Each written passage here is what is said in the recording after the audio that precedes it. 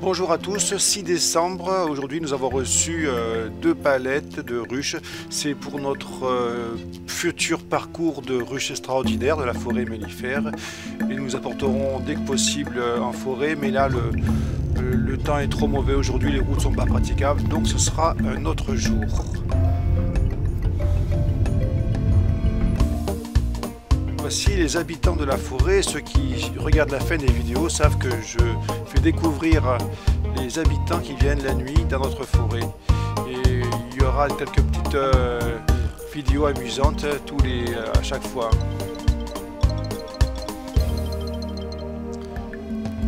Bon, aujourd'hui il fait beau, nous allons y aller et nous allons en profiter pour mettre quelques plantes de nouveau.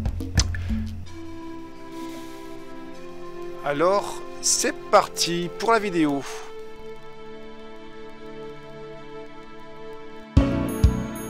Oui, je vois.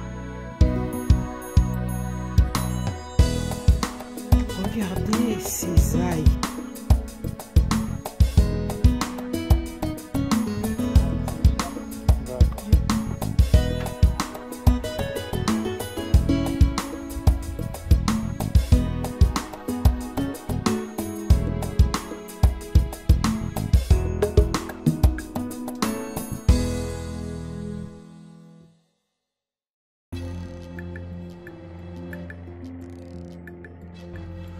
Aujourd'hui, bonjour tout le monde, nous sommes en train de planter des romarins. Très intéressants pour leur floraison hivernale. Plutôt de début de printemps. Voilà, et je tenais à préciser, comme nous avons eu un commentaire il n'y a pas longtemps qui disait qu'il ne fallait pas planter d'espèces invasives et que c'était un peu trop exotique, ben moi je dirais que c'est plutôt pas exotique, c'est exogène, parce que toutes les plantes que nous plantons ont été étudiées dans les arboretums français depuis le XVIIIe siècle, vous pouvez vérifier. Et comme nous travaillons avec des scientifiques, cela est implanté ici avec, si vous voulez, une compréhension du terrain qui fait que même des plantes qui potentiellement, je dis bien potentiellement, seraient invasives, ne le seront pas, parce qu'il faut voir aussi selon le contexte, selon le sol, selon beaucoup de choses. Et je voulais dire aussi que notre priorité, là vous voyez les plantations, mais si vous voulez, un jour on peut vous faire une petite vidéo, parcourir la forêt et vous montrer tout ce qui s'implante naturellement comme plantes indigènes. Parce que bien sûr, nous laissons tout ce qui s'implante naturellement.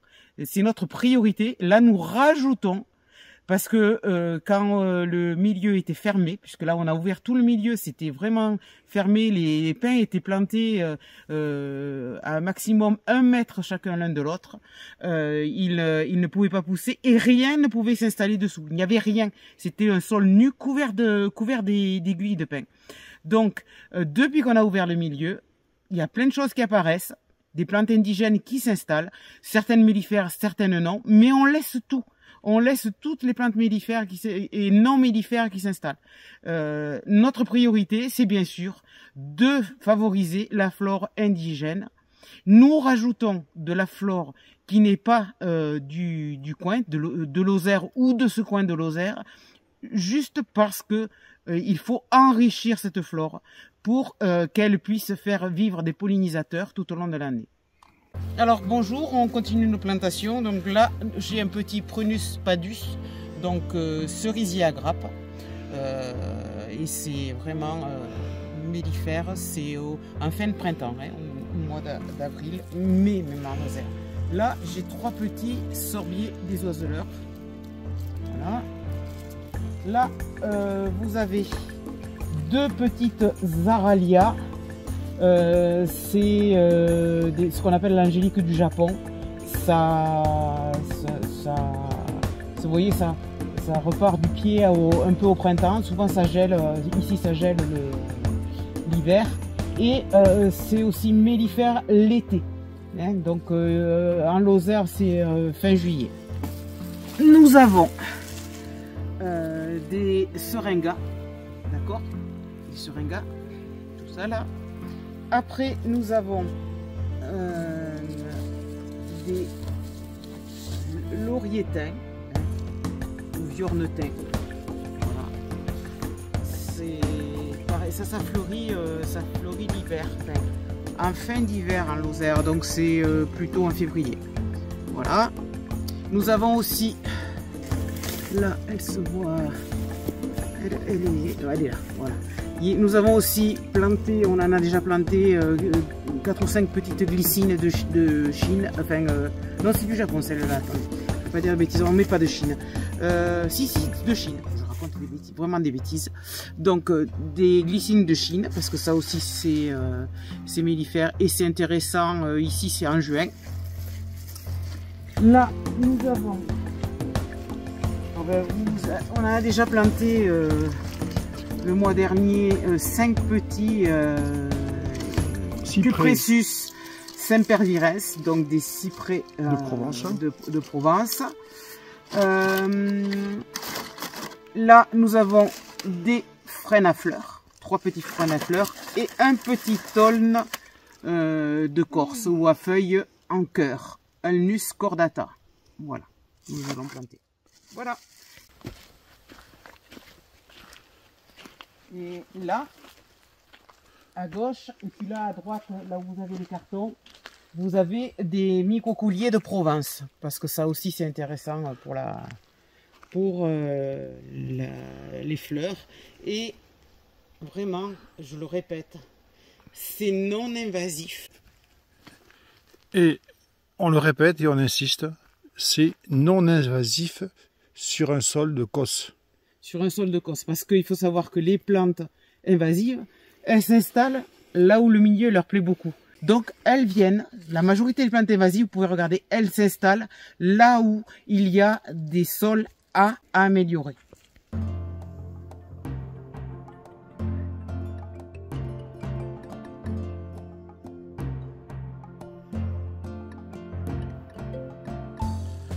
Bon, mais je vais récolter la carte SD, on va voir si ça a filmé quelque chose. Voilà, les cyprès de Provence sont en train d'être plantés.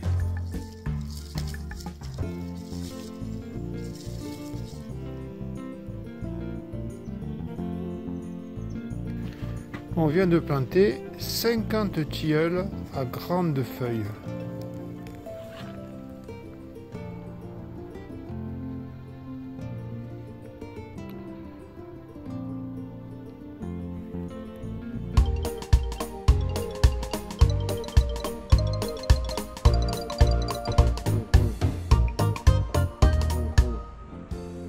Bonjour tout le monde, donc aujourd'hui nous allons continuer de planter les fruitiers. Donc la haie, on avait fini une partie de la haie du grand chemin par un kaki fouillou, vous en rappelez. Donc là nous allons planter un kaki Tom Ways, un autre kaki Sheng et encore un autre kaki, je le chope, Giro. Nous avons des pommiers, donc thym frais. Red Devil, c'est un pommier à chair rouge. Nous avons ensuite un poirier Stark Crimson, un autre poirier Grand Champion, un poirier Dr Jules Guillot, un Williams rouge, c'est un poirier toujours, et puis le dernier c'est un pommier à chair rouge Roteur Gardeleur, pardon. Voilà, donc maintenant nous avons planté nos fruitiers. Nous allons suivre avec des bourdaines ou Rhamnus frangula. Donc ce sont des arbustes indigènes. Et ceux-là aussi, ils sont mellifères. Voilà, nous allons faire une petite haie de bourdaines.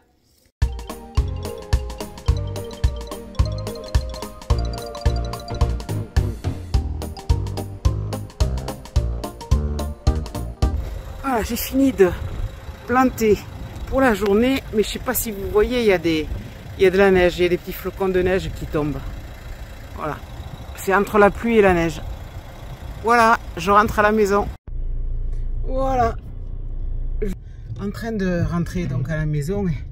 Je suis en train de conduire. Il y a des passages qui vont être costauds. Je vais vous les filmer. Mais pas tout de suite. Un petit peu plus tard.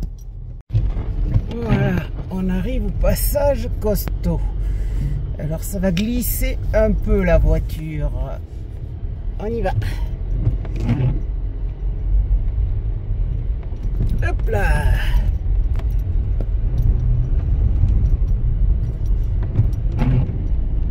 Hop là. Je vais arrêter parce que sinon je ne pourrais pas conduire. Parce que dans la descente, c'est pas mal aussi. Déjà pour monter tout à l'heure, c'était bien. Alors, regardez, celle-là aussi. Alors celle-là, elle est pas mal du tout. Quand on passe, ça glisse de partout. La voiture, la voiture tangue. Faut passer. Allez, on y va. On passe. Ah, c'est de l'aventure de venir ici.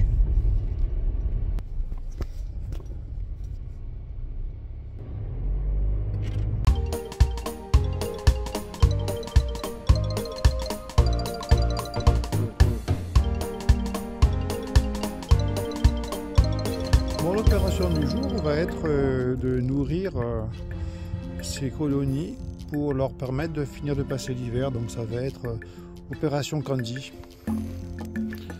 Il ne faut pas oublier que notre but principal, c'est de pouvoir faire vivre des colonies d'abeilles qui ne devraient pas vivre ici parce qu'il n'y a que 4 mois de ressources par an. Et là, il y a vraiment un danger qu'elles meurent de faim. C'est pour ça qu'on fait une opération Candy cette saison. Une opération Candy bio. Voilà. Du Candy au miel bio. La bestiole qui nous mange nos bulbes n'a pas attaqué les colchiques. Ça doit pas avoir bon goût et être amer ou pas digeste. Voilà, donc il nous reste encore les colchiques en fleurs. Voilà, opération terminée. On n'a pas pu faire des prises de vue parce qu'il faisait trop froid et on s'est contenté de mettre du Candy et de refermer tout de suite. Bon, tout va bien. Hein. À bientôt.